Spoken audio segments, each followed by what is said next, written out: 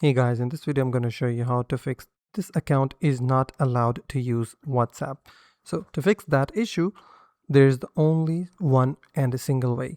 So what you have to do is open your web browser on your iPhone or on your PC or on your laptop or on your Android, and then head over to whatsapp.com/contact.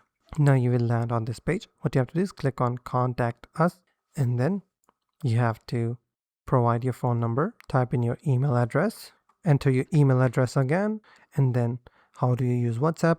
So select your device. If you use Android, select Android, iPhone, or whatever.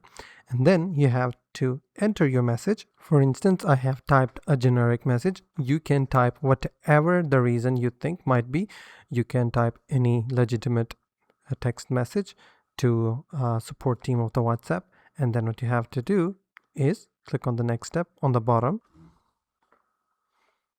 scroll down again, click on send question. Now what you have to do is check your email regularly for any response from WhatsApp support team. Now once they reply, if the email is positive, you can use your WhatsApp account again, and vice versa.